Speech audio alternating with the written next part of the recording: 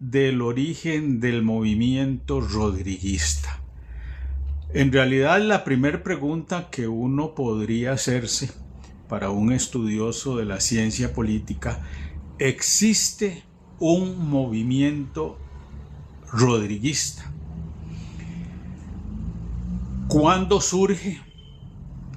¿Cuáles son sus características, su ideario, su pensamiento y sus guías? Es una pregunta complicada, porque es curiosamente un movimiento básicamente que se ha movido, llamémoslo así, al ritmo de las elecciones del 2022. Las elecciones del año 2022 nos traen una personalidad disruptiva con la política costarricense. Y esa disrupción era, digámoslo, dentro de los cánones de la democracia, porque nadie puede decir que Rodrigo Chávez Robles no sea un demócrata. Es un hombre demócrata de pensamiento. Curiosamente, como muchos líderes políticos, tiene alguna gente cercana a él.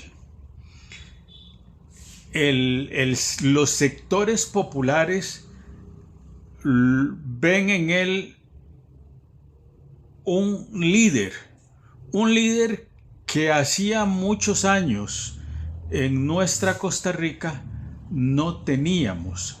Teníamos presidentes, y como el régimen costarricense impide que los presidentes se reelijan automáticamente, es decir, de una elección a otra puede haber reelección. Entonces, ese periodo los lleva un poco a permanecer en el anonimato algunos años. Y entonces es muy difícil el sistema democrático costarricense, digamos, la formación de líderes políticos.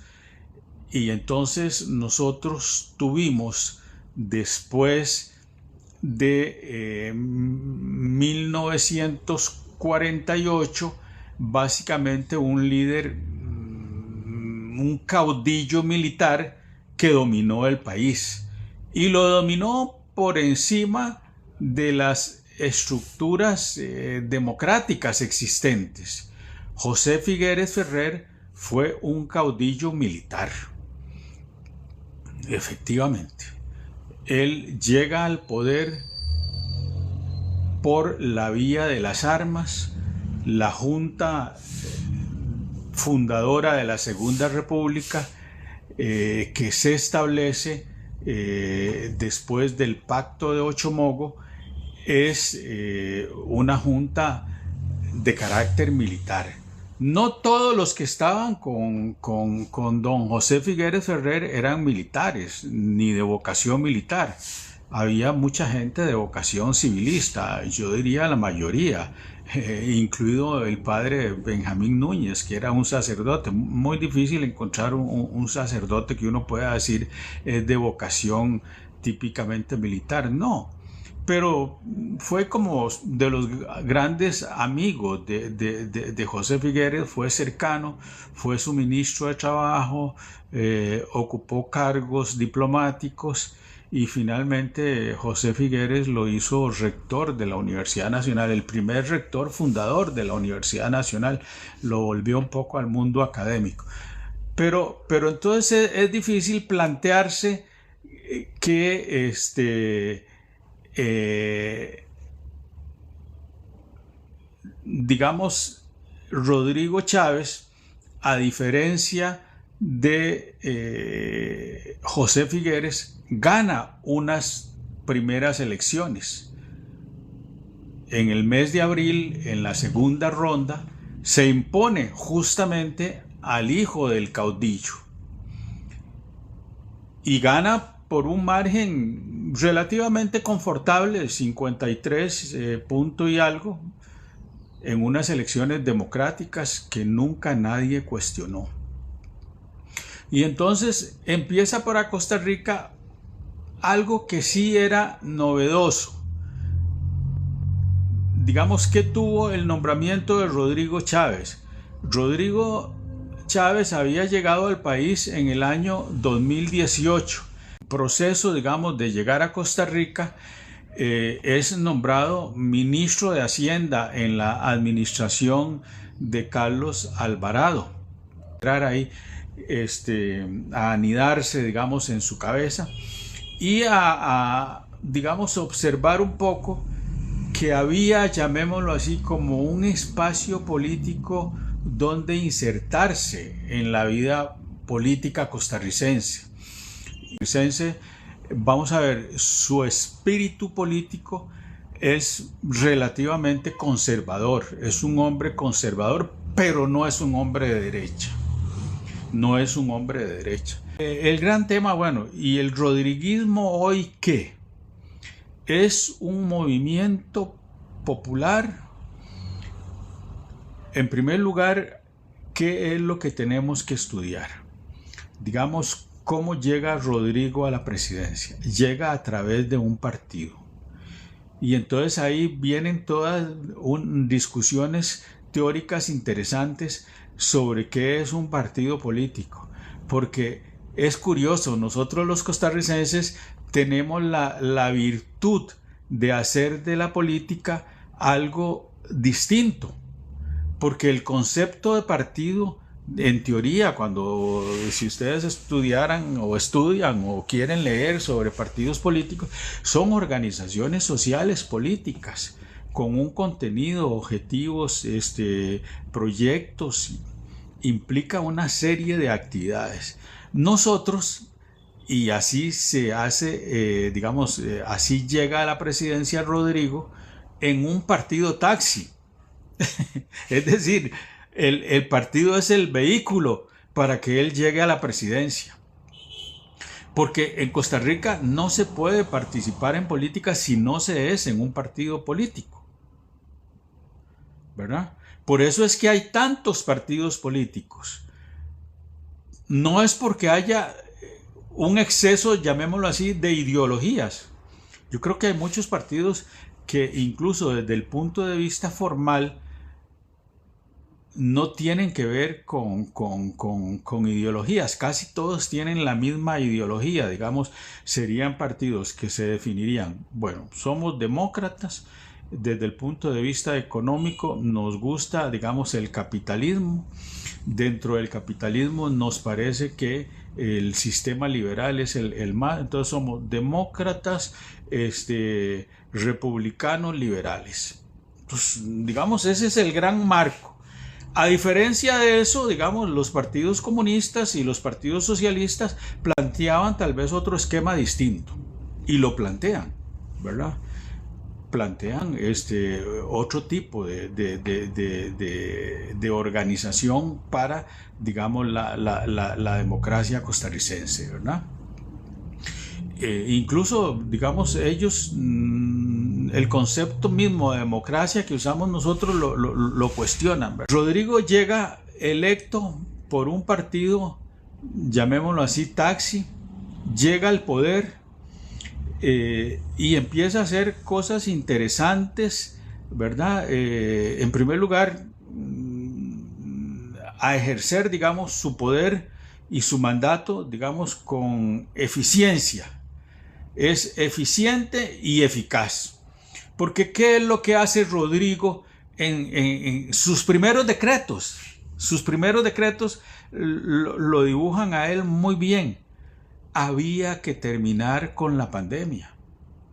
Vea, yo le aseguro que si no hubiera llegado Rodrigo Chávez, seguro todavía estaríamos, porque en estos 8 últimos meses ha habido un poco ha recrudecido, digamos, los nuevos virus digamos, pandémicos. Rodrigo Chávez llega y dice no a las mascarillas.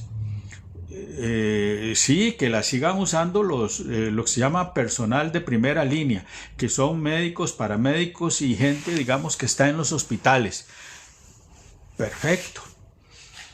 Rompamos los horarios establecidos en la última administración de Carlos Alvarado, digamos, donde el doctor Salas, digamos, fue el que estableció, sí, las políticas internacionales, pero esas políticas internacionales hoy día están siendo fuertemente cuestionadas, si eso fue lo mejor que se pudo hacer o si no había otras posibilidades.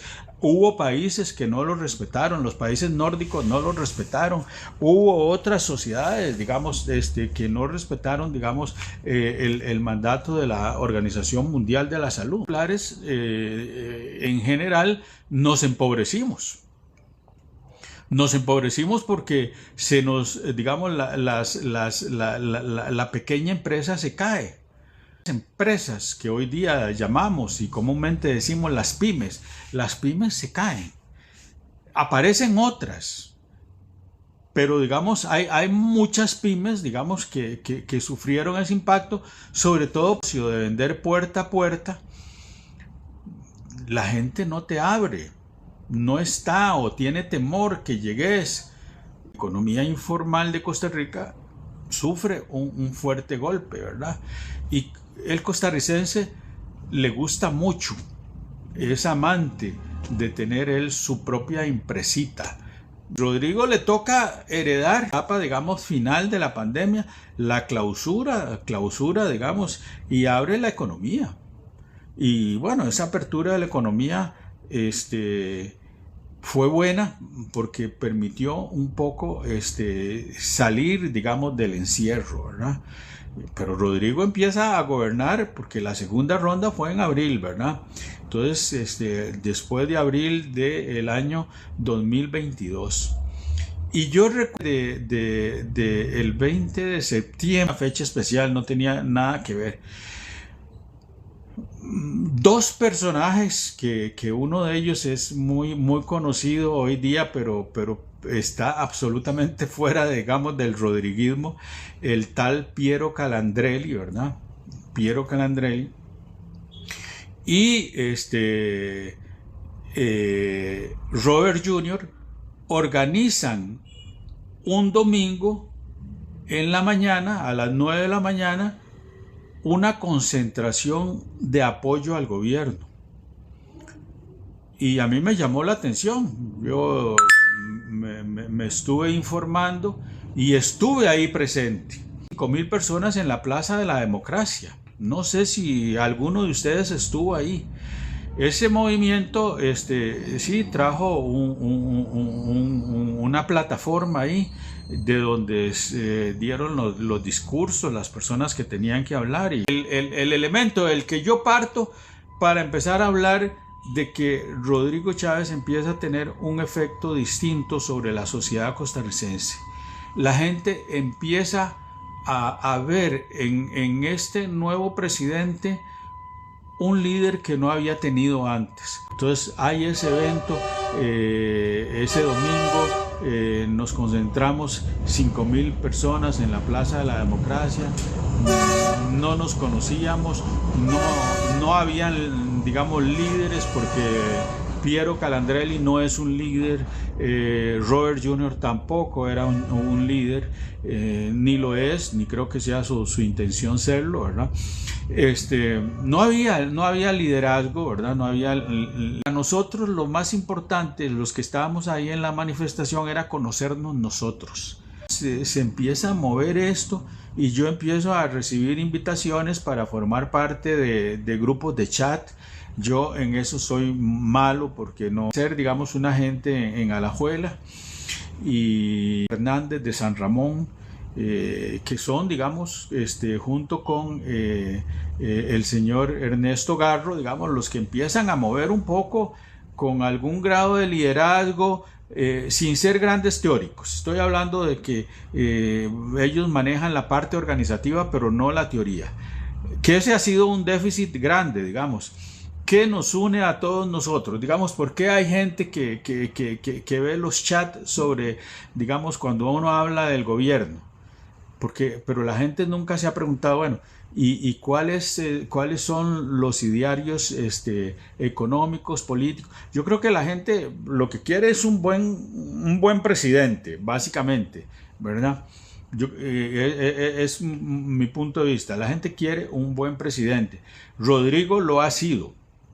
Rodrigo ha cuestionado profundamente, digamos, el sistema, digamos, y él habla de 70 años. Sí, 70 años es la fundación de Liberación Nacional. 1951 cumplió 70 años en el 2021. O sea, Liberación Nacional es el partido más antiguo, ¿verdad?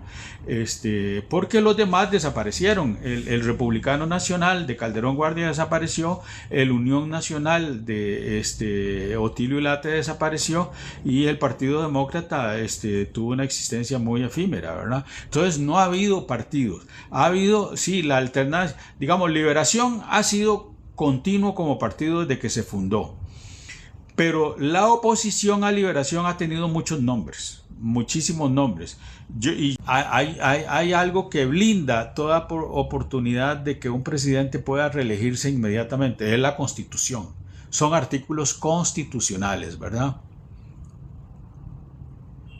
Llamémoslo así, como de casi dar un salto entre pensar si ante ese blindaje constitucional que hay, que no permite la reelección de un partido, entonces no nos permite, por ejemplo, reelegir un buen presidente, sino que tenemos que mandarlo a descansar un periodo de tiempo. Ahora, eso es muy interesante, porque si ustedes revisan la Constitución, no hay un mandato constitucional que diga que la alternancia se tiene que dar cada 8 años. Eso lo dice la Sala Constitucional, pero la Sala Constitucional no es la Constitución.